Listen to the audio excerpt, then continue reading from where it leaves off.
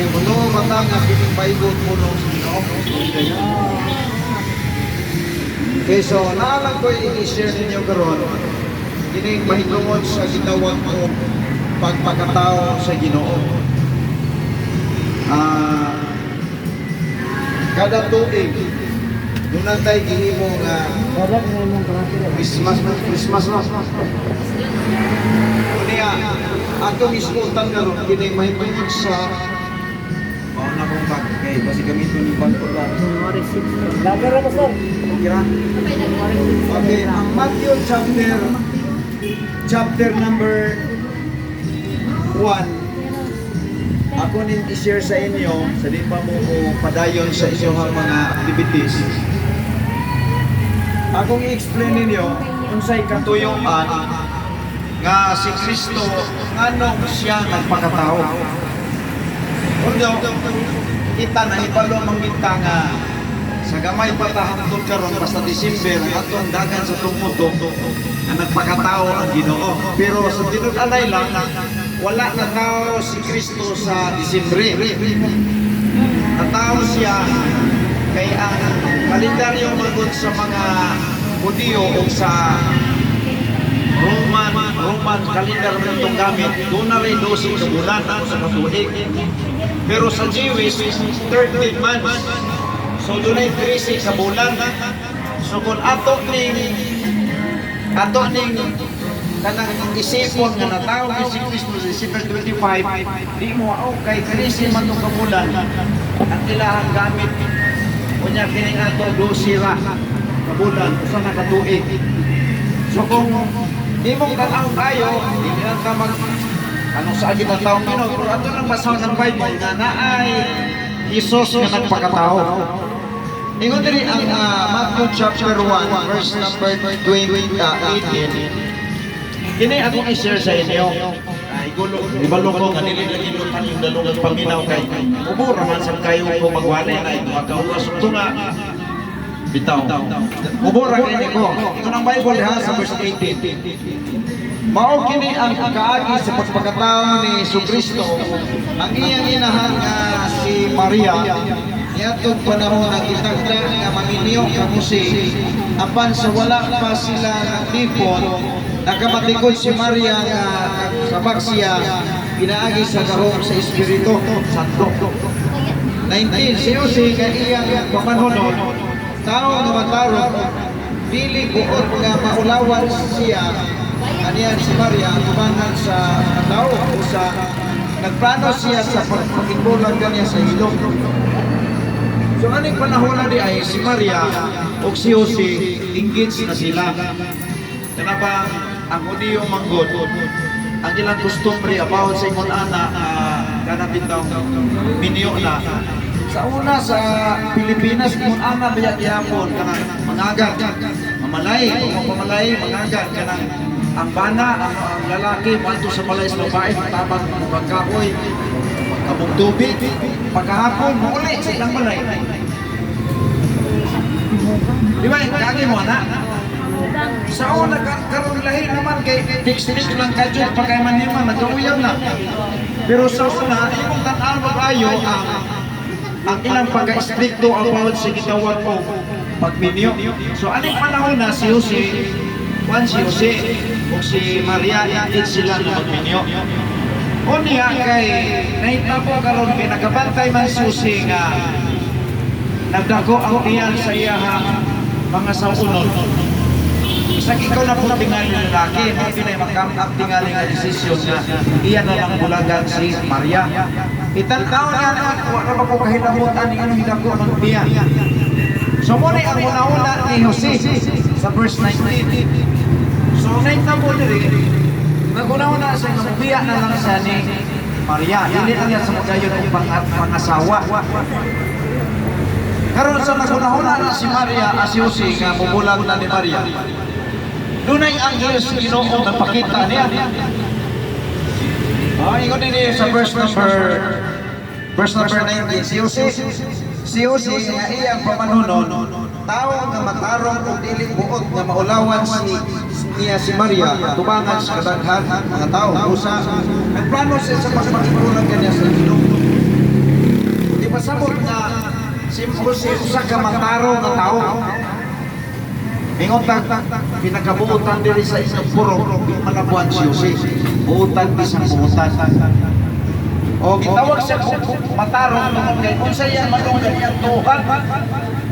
Karon nagpakita niya ang angel of the Lord in verse number 20. Ingon niya. Okay.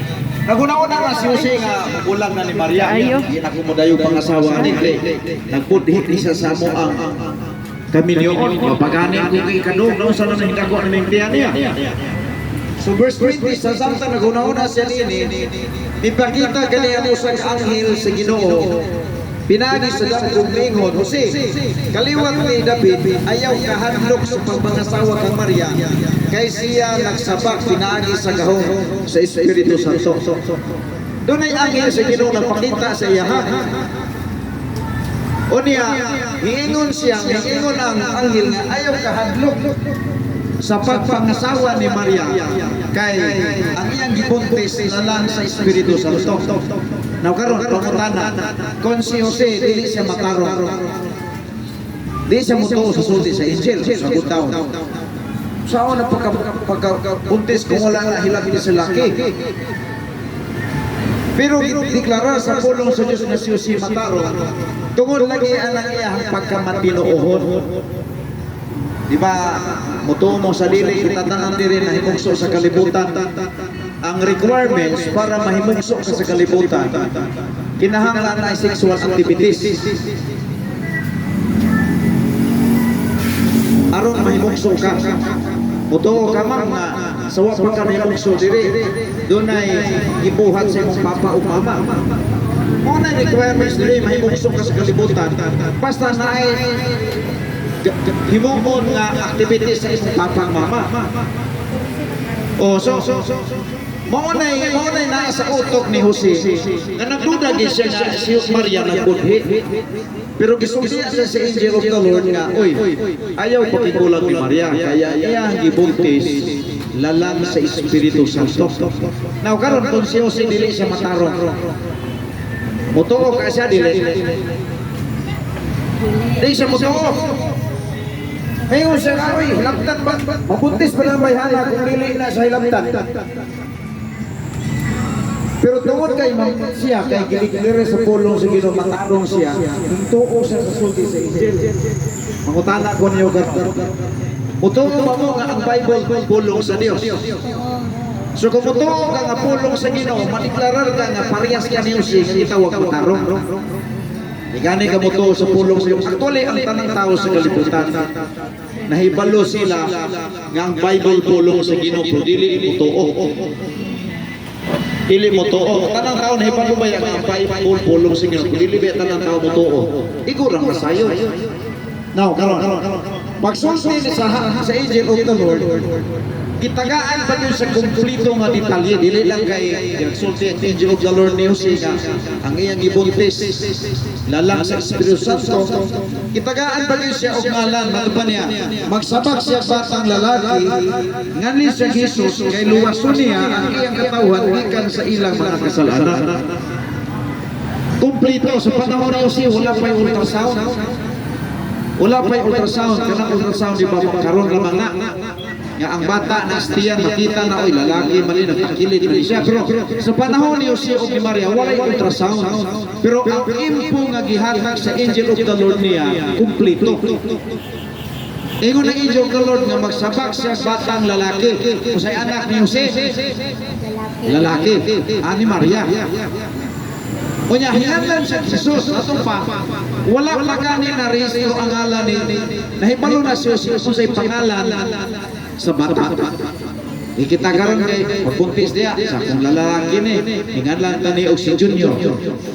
Kung babae ni hinganlan nato ni Jan. Wala may Jan.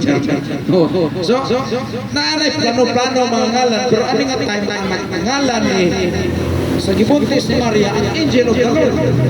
Ang ngalan nga Jesus, una sa meaning. Sa Griego, gitaw siya Yahshua. It means Savior. Una nga, ni Ataro ng tapong tagay, nagsilibran ka lagi kuno sa pagkatao ni Kristo. Ano nagpakatao na si Kristo? Giklaro na diyo. Magsabak siya sa batang lalaki, alam niyo mo siya Jesus, kay luwason niya ang katawhan sa ilang mga kasalanan. Oh, sa ito pa doon ay purpose. Ano na pagkatao si Kristo?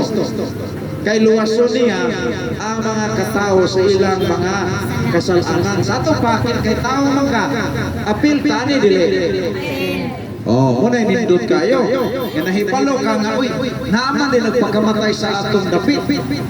Now, karon nagpangutan na, may ngumingutan na.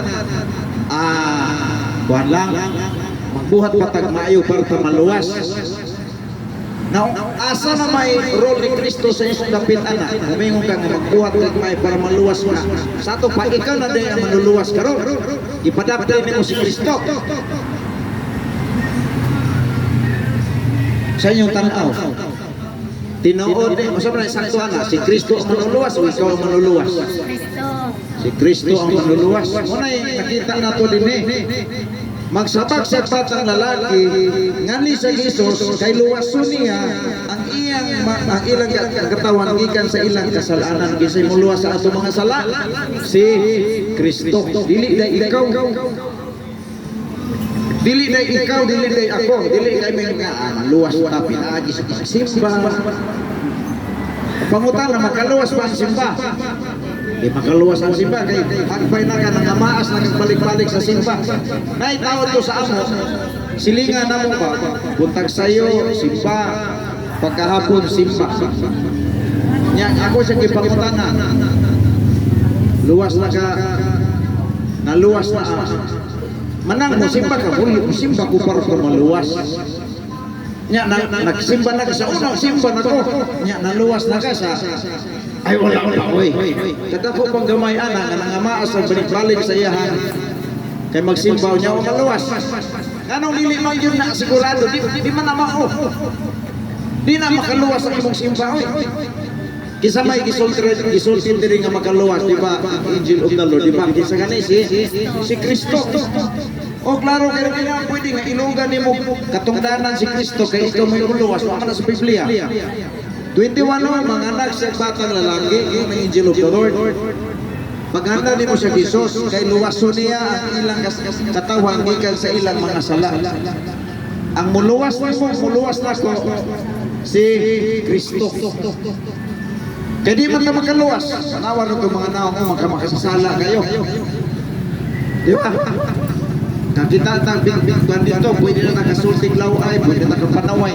Di kita maluwas kung ang ato ko galingon mo itong saligan. Ingon ang Roma 3:10 nakasala ang tanan. Ang Roma 3:23 ang tanan nakasala o nahilayo sa himaya sa Dios. So dili ka makaluwas, di ko makaluwas. Kay anang panahon na baya, wa ko ba ito matao? O pa tamatao niya nga ana si Kristo nagpakamatay sa atong dapit. So ang buhaton na sa tao para siya maluwas, para inikamatay niya, mailangit siya, musalig sa gibuhat ni Kristo. Muna gitawag ko paagi nga gibukan sa Ginoo sa kaluwasan. Mangutana ko ninyo karon. Tingka nga makaluwas pastor kita ra gyud. Mura man ni kasagaran awon. Dugay na ko naabot sa Ingog City, bro kasagaran sa mga tawo ikasulti may sa kita ra makaluwas oy. Nya nagbuhat na kay usa bagi sa kaluwas wato maayo simba. Nya nabuhat na nimo. So luwas na sa wala ba. Naghatag og pamaagi pero pag-abot karon sa pangunta ng naluwas na wa yapon. Kay ngano man dili na koy paagi sa kaluwasan. Oh, now ingon diha ang anak sa batang lalaki ngani sa Jesus kay luwason niya ang katawhan gikan sa ilang mga kasalanan. So ang makaluwas nato si Kristo. I-avoid na ng una-una na ito, makita mo yung luwas. Sipyat yung galihan mo. Kung kanagan niya ang imong yun na una, sipyat ka. Ano man, dili man ako'y paaging itong ang Ginoo. Pangutana ko ni Mika, buhat ko, maluwas ko. Isa man ko na yung nag-ingon niyo, may buhat ko kaluwas. Isa man nag-ingon na, makaluwas ang binuhatan. Di na mabasa sa Bible nga makaluwas ang imong may binuhatan. Although maayos siya, pero dili mo'y paagi aron mahilangit ka. Naay usa lang ka paagi nga gisudi sa Bible kana mao si Kristo. Si Kristo may ali sa kalibutan. Nagpakatao sa pasungan. Nya gipatay dayon gilubong dayon dandan sa lukaadlaw na banhaw. Sumuna ang kaluwasan. Oh, mo na kaluwasan nga kung mamatay man ako, mamatay man ko. Ako kapalo kasi mag-una na to. Pero ako kay balo jud ko nga ini kamatay na ko langit ko pa ikaw. Ikaw kasi may kanang namatay diri kuyog na ko. Bitaw, mahadlok kita kamatayon no. Hadlok ta kamatayon pero kinahanglan gani nga pagkataman ginagamatayon. Salamat ni Ma'am Leia o Sir Romeo kaman yan sa iyang business din naagoy pulong sa Ginoo nga iwali. Oh, ano man na importante na maluwas to. Okay. 22. O kining tanan hitabo aron matuman ang giingon sa Ginoo pinaagi sa propeta. Ang usa ka putli nga bata-o babae manganak ug kunya magsabak batang lalaki. Nganli sa Emmanuel nga sa aton pa ang Dios usman kanato.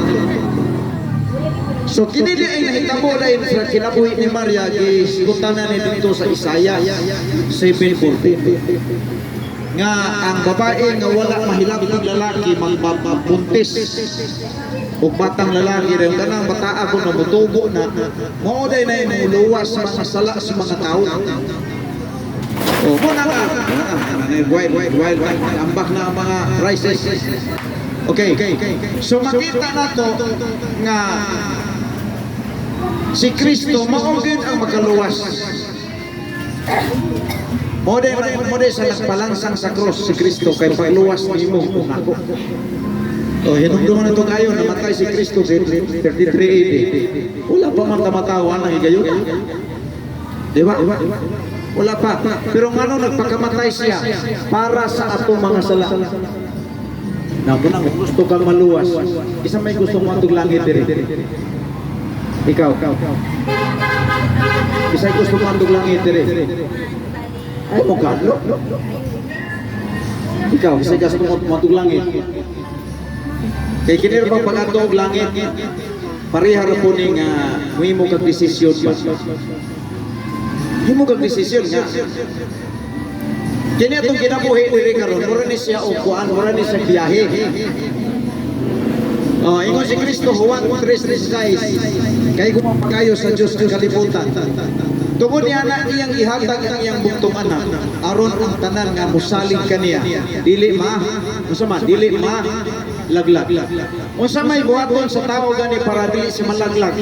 Musalig ni Kristo. Dili musalig sa imong relihiyon, di musalig sa imong binuhatan nimo. Unsa may hitabo nimo basta musalig gani Kristo. Maluwas makaadto kag langit kining taon mo atong langit usa man na usa tawag nimo na luwas dili luwas na mangutana ko gusto pa kang maluwas karon gusto ka maluwas para sa nako luwas pa ko mamatay ko mo atong langit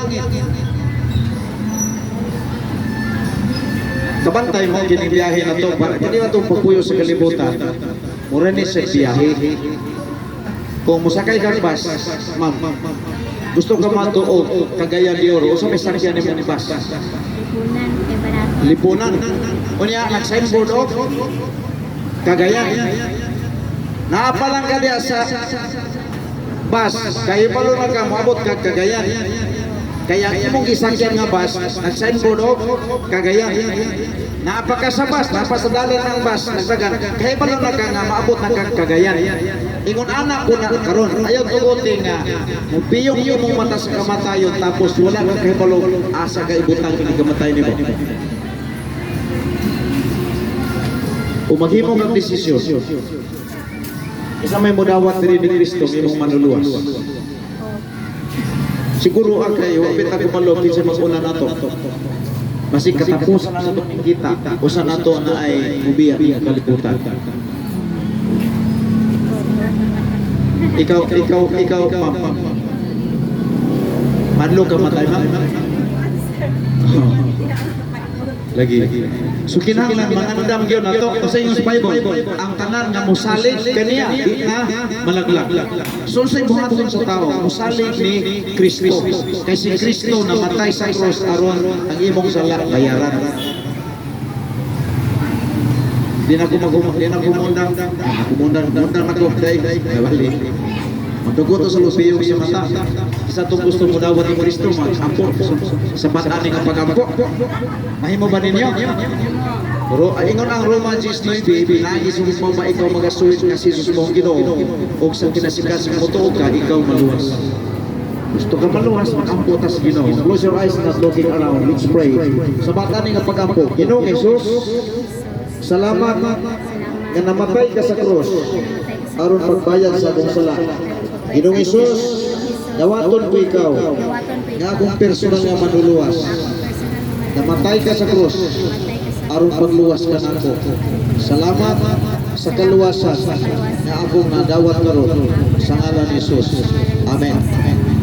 Ibuhat na nimo ayaw na kalimti karon mauro ng pizza nga ikaw nahimong lumulupyo sa langit. Akong ihatag ni Mama Gamanian.